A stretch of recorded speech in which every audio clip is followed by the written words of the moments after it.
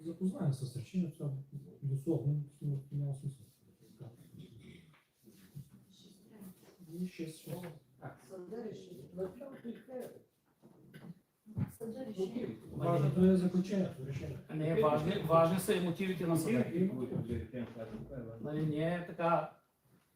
То решението е ясно. То с два реда.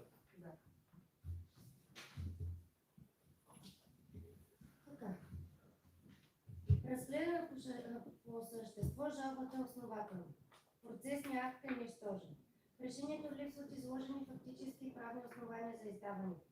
На лист номер 72 до 108 от настоящото производство се намира подробният протокол от проведеното заседание на 31.7.25. Заседанието на Общински съвет в Перник, което е процесното решение номер 806.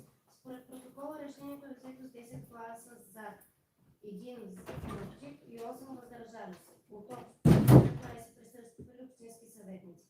Безспорно, водените по времето на заседание на Общински съвет дебати биха могли да бъдат приети за мотиви. В случая обаче при проведените дебати общинските съветници не са посочили коя страна налага внасянето на подобно предложение за преразглеждането на вече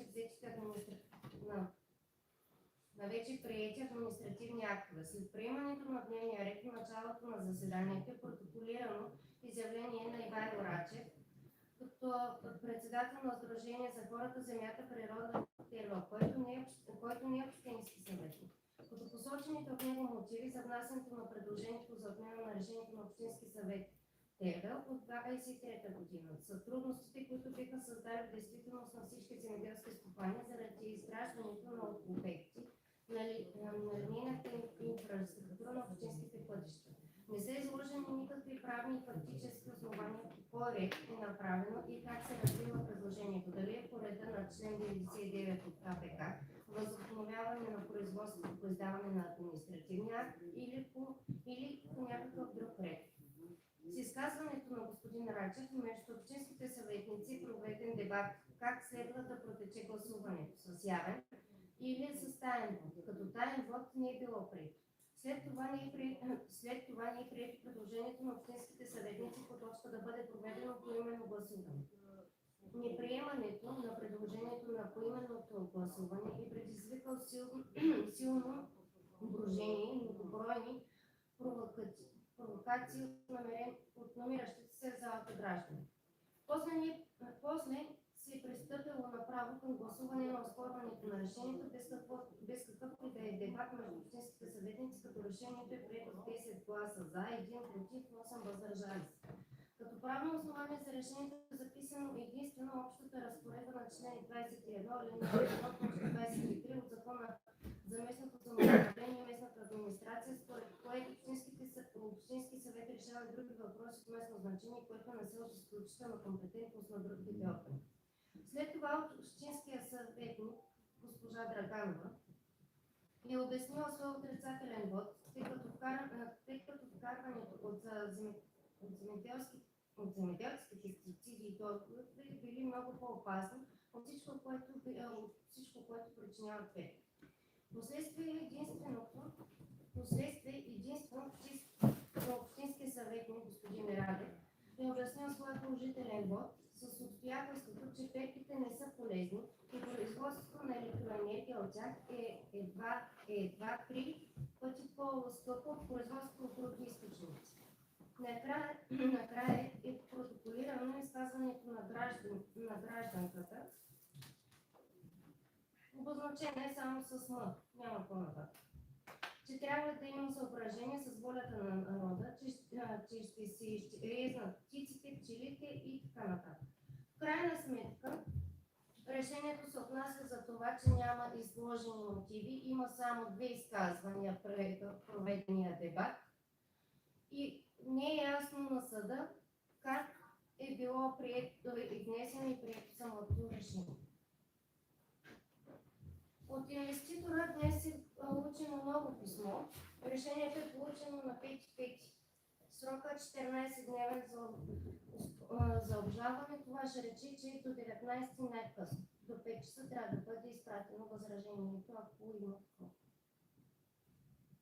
Днес е получено и писмо от инвеститора. Уважаеми общински съветници, уважаеми господин Симеонов, с решение номер 991 от 34.26 по административно дело 521-25 по описа на административен съд Добрич, прогласи за нищожността на решение номер 806 по протокол 8 от заседание на Общински съвет проведено на 31.07.25, с което са отменени решение номер 10-157 от 31.08.23 и решение 10-158 от 31.08.23. По протокол номер 10 от проведеното на 31.08.23 заседание на Общински съвет ТЕРА. От правна гледна точка при установяване на нищожността за отмяната на решението, изработването на ПУП-ПП, ние Lithium Class Energy може да продължим с процеса на изготвяне на съответните проекти на ПУП по реда и при спазването на изискванията на ЗУТ и друг специални закони. С настоящото писмо препотвърждаваме инвестиционните си намерения и желанието си да продължим инвестиционния процес по проекти за изграждане на вятърна електрическа централа клас. Искрено се надявам, че решението на административен съд Добрич ще е окончателно и че няма да има необосновано забавяне на инвестиционния процес. Моля изрично да се има предвид, че всяка забава на инвестиционния процес, породена от последващото обжалване на решение номер 991 от 34.26, води до вреди на дружеството инвеститор и ние ще бъдем принудени да търсим обезщетяване от община Терел за претърпените от нас загуби по установения законов ред. Нашето разбиране е, че този проект е в интерес на развитието на община Терел. Във връзка с това имаме готовност да възобновим социалната си програма за подпомагане на дейността на територията на общината. Като първа стъпка при влизането в сила на съдебното решение, посочено по-горе до 15.6 тази година, ще осигурим сума в размер равен на разноските, които ни дължи община Терел по съдебното решение 2520 евро. Искрено се надявам, че възникналите недоразумения са изгладени, като са намерили своето законово и безпротиворечиво разрешение и няма основание за продължаване на съществуващите или на възникването нови съдебни спорове. Приложено копие от решението по административното дело. Възприятието на инвеститора на ВИК. Съдията е Любомир Ген. Инвеститор може да има собствено. Това е съобщение, получено днес от инвеститора. Аз мисля обаче, че към мотивите имаше, че ние нямаме право толкова след такъв дълъг период да прегласуваме. Там някъде изчетимо хубаво обаче. Имаше нещо друго в мотивите на съда. Някъде по-напред мисля, че беше. Аз не мога да го отворя, не да помня. Именно това обстоятелство е довело до объркването на страните при противоречиво съдебно оспорване дали сме изправени пред хипотезата на 99 от КПК, при което единствено е възможно влязъл в сила индивидуален акт да бъде отменен от органа издал при строго определени основания, посочени в точка 1.7 от член 99 от КПК и в сроковете по член 102 от АПК. В настоящия случай не е аргументирано наличието на което и да е от посочените основания по точка 1 и точка 7. Основанията изтекли ли са краткият 3-месечен срок по влизане в сила на предходните актове, така и дългият едногодишен срок, за да може да се процедира по този ред. Не е било проведено и производство по възобновяване на реда по член 103 от АПК с конституиране на лица, придобили правото на права от административния акт. След като е на лице пълна невъзможност да се установи по кой ред Общински съвет и приема решението за отмяна на своите предишни решения от 23-та година, това препятства възможността да се извърши проверка на наличието на процесуални материално-правни предпоставки за приемането. Не сме изправени пред хипотезата на член 91 от АПК на преразглеждане на акта от същия орган, тъй като посочения 14-дневен срок за колективен орган отдавна е изтекъл. По член 45 алинея 9 от Закона за местното самоуправление и местната администрация също е неприложим, защото не сме изправени пред хипотезата да бъдат върнати за ново обсъждане от кмета на общината или от областния управител. Така че всички срокове за обжалване или за отмяна са изтекли.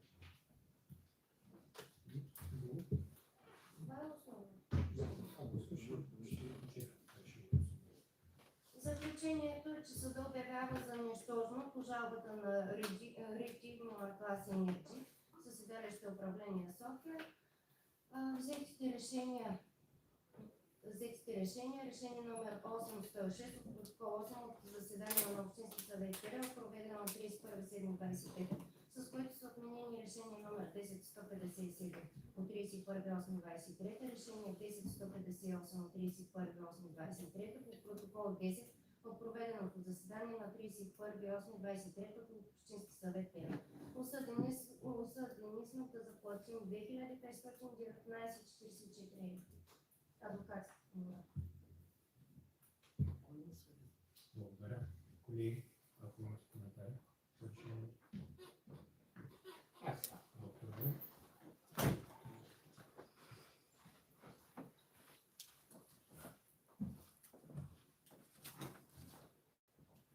уважаеми колеги, чух някакво странно прочитане.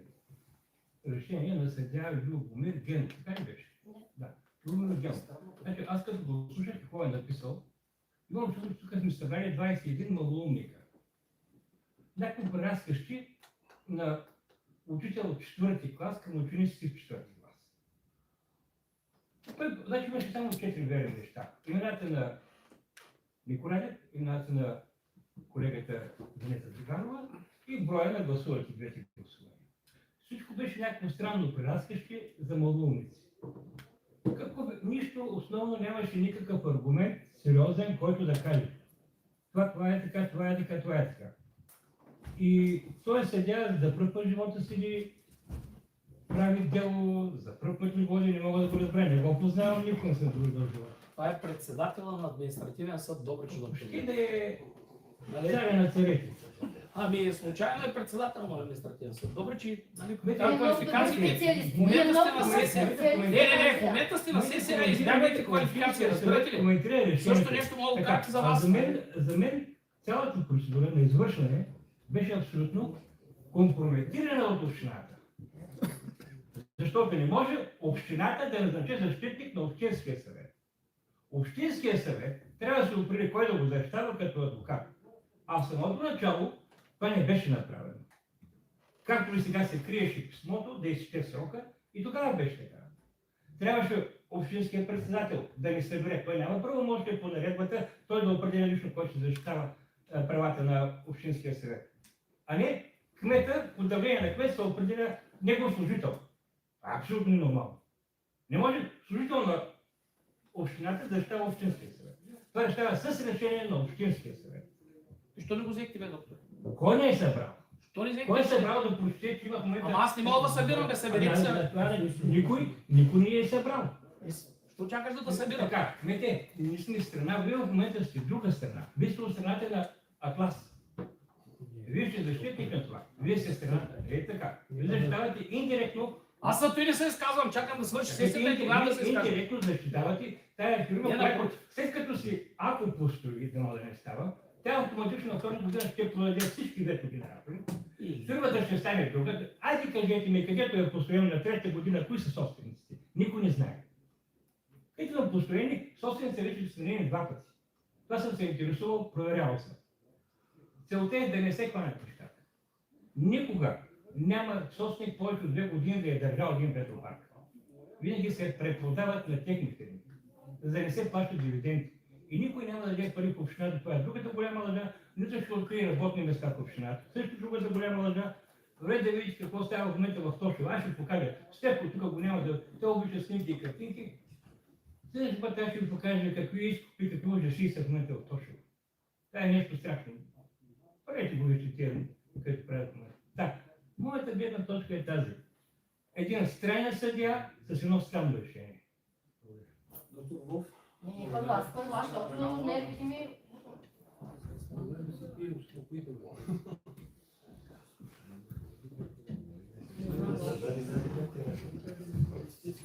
Първото, което искам да кажа, че решението на съда не се коментира.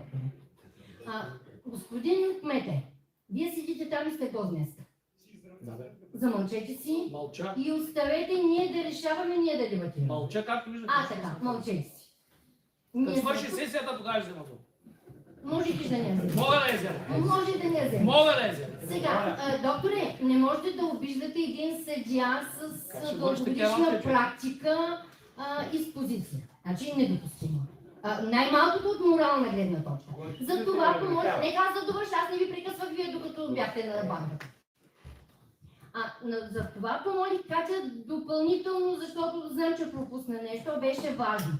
Важното е да ни кажат на всичките нас, че решенията сме можели да обжалваме, когато му е било времето, индиректно казано.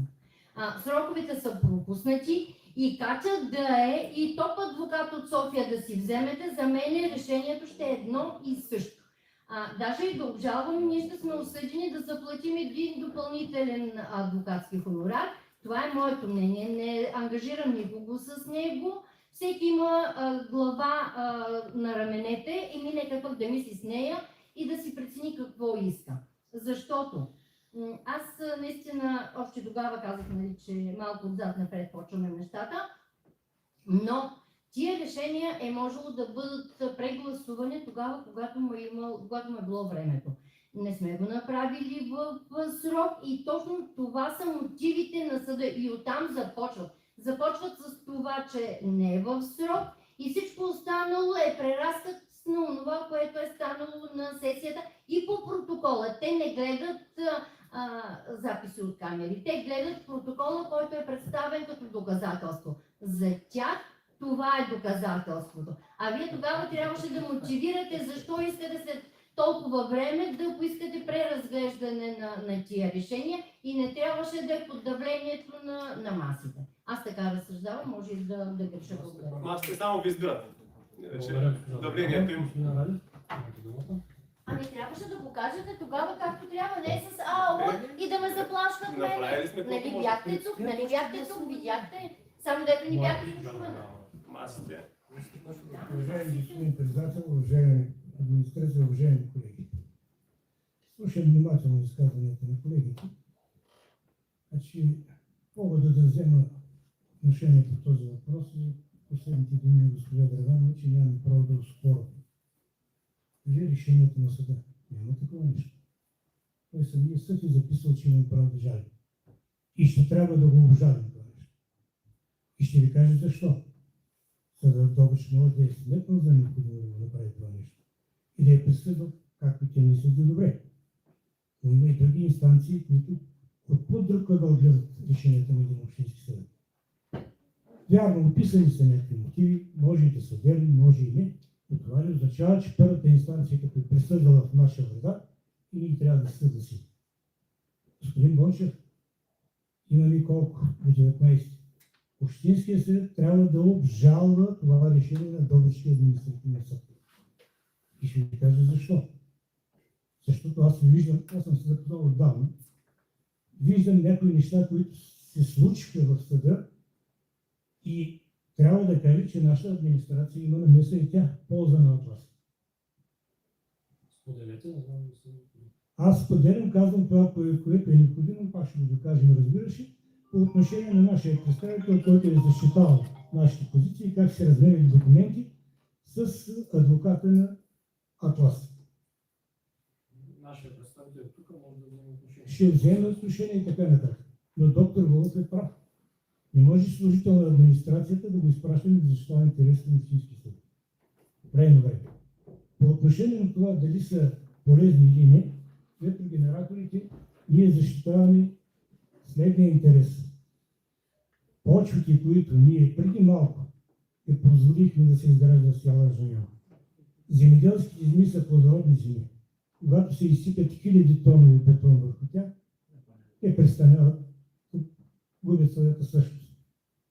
Слушаме писмото на инвеститора. Ама много интересно какво ще загуби общината, ако той инвеститор не си проложи нещата. Аз не виждам. Никой не може да ме убеди, че общината печели кой знае какви неща. Да, ако са вложили някакви други средства, за които ние не знаем, това е друг въпрос.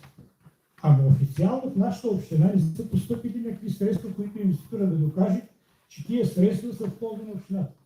И какво ще бъде ползата по-нататък? Никой не знае. И се ръководим единствено от това. Какви са интересите на нашите граждани в общината? Струва ли си това нещо съоръжение да се изгражда или не? Защото когато взимахме първите решения, много добре си спомням, беше да се изградят 6 клетки. От 6 станаха 60. Бяха 6 бяха. Много добре. Ако се върнем назад във времето, ще видите колко са били. Аз лично имам постоянен въпрос и не знам, господин Симеонов, за кой стане отговори, че бъдат 6. Моля? не. Някой отговори, дали си аз и там не спомня, но от общинската администрация станаха, че ще бъдат 6. Колко? Това е истината. И аз призовавам всички общински съветници и да изискваме това дело да бъде обжалвано. Независимо от това какво ще се случи. И да се наеми адвокат в кантора, която наистина се занимава. И се генерал Тошево загубиха делата в Донския съд, но в София ги спечелиха. Във Върховния съд спечелиха дела. Така че никой не може да каже как ще бъдат разгледани тия дела и от какви съдии и под какъв ръд. Благодаря ви. Само искам да кажа, господин Радев, че в сесията 23-та година бяха 64 точки. Не знам защо останах впечатлението да бъдат 6. Бяха 64 предложения, всяко за отделния имот. Как се господин Радев, иска да вземе отношение?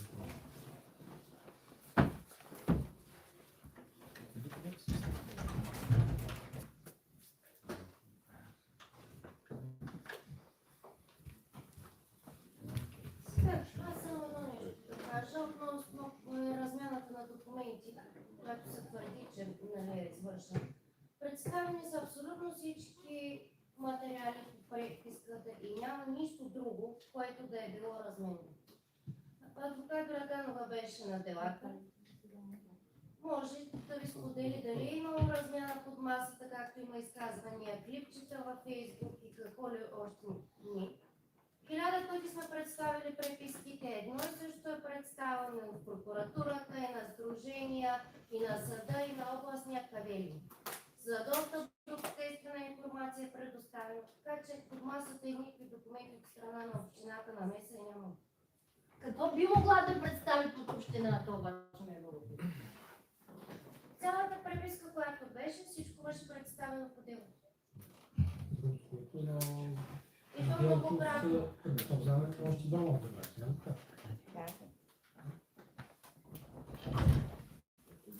Други изказвания има? Аз искам да Регулата за това. ако може тук да като представители на движението, като Само за предполага. Здравейте, Теодор Георгиев се казвам. Познаваме се, няма да повече така официалности. Искам да изразя така и нашата позиция, моята и сдружението, в което участвам. Някои от нещата се споменаха, но аз все пак ще ги повторя. Ако се спомняте още на първата сесия, на която се явихме миналата година и поставихме въпроса за ветоорганизаторния парк на дневен ред, ни беше обяснено, че едва ли не сте сгрешили и трябва да намерим начин заедно да се справим с самата ситуация. Тъй като или нямало как да стане, или щяло да коства милиони левове на общината, ако инвеститорът заведе дело, нали, както се и случи. Инвеститорът го заведе това дело и общо взето нищо от това, което казахте тогава, не се случи. Да, един адвокатски хонорар, но какво е един адвокатски хонорар на фона на това, което може да се случва в бъдеще, дали също, което ние се борим. Според нас ние показахме начина, по който трябва да се действа. Въпросът е, че общината не демонстрира, не действа по начина, по който трябва, в смисъл не демонстрира достатъчно воля да устои посоката, която ние зададохме. Присъствах на всички следи заседания, между другото, госпожа Драганова не беше на всички, може би беше на едно-две. Първите три. Добре, но на повечето я нямаше, така че забележки на колегите смятам, че са основателни. Присъствах на всички тези заседания в административен съд Добрич и общото ми впечатление е, че пасивността на защитата е една от причините за резултата по делото. Нашето мнение, и това на хиляди наши съграждани, тъй като събрахме доста сериозна подписка не в полза, а срещу това да бъде изграждан този ветоорганизаторен парк. Така че нашето мнение на тези хиляди наши съграждани е, че трябва да застанете зад гласуването от вас. Тоест, да обжалвате решението на съда. Това е моята лична позиция, това е позицията на движението и предполагам, че е позицията на повечето наши съграждани, тъй като господин Живко Желязков сега го няма, предния път, след едно от предните заседания, беше казал, че не е срещал човек в общината, който да е за тия перки. И въпреки това общината се напъва тези перки да ги има. Смятам, че това нещо не е адекватно и не е просто адекватно спрямо нас и нашите съграждани. От тук нататък този инвеститор, разбира се, това, което прочетохте преди малко, той може да ни плаши за пропуснати ползи, за да си измисля всевъзможни неща. Това вече не го слушаме. Слушахме го и предния път, слушаме го и сега, ще го слушаме сигурно следващия път. Няма такива пропуснати ползи, понеже той нищо не е направил. Просто за мен трябва да се продължите по начина, по който се продължава до момента и времето работи в наша полза. Да, благодаря. Наша, не знам дали във ваша. Само да споменем, съда определя нашето решение за нищожно. Нека някой от юристите да разясни какво означава това, нали? Какво означава нищожност на решение. Да разясним. Да. Защото нали, реално решението е нищожно, не е нещо, не е мотивирано нищожно. Що ли, не било обжалване? Пишем Не знам, имаме сроки, може да кажем, че имаме право да отговорим мотивите на съда. Сами юрист не мога да кажа, за това Той се да ти присъства. Винаги може да зажали, няма абсолютно Да, никакъв То си проблем. описал, че може в 14 ден срок. Да, Описал. Да, може. Добре, доктор, предложи ли проект за решение на предложението? Двоинстанционно е производство. Да, предложението е да обжалваме решението 991 беше. Да. Добре, ако няма други изказвания, колеги, да приемем към гласуване. Моля да гласувате сега. Какво гласувам? Да обжалвам. Дали да обжалваме решението на съда, за което е доведено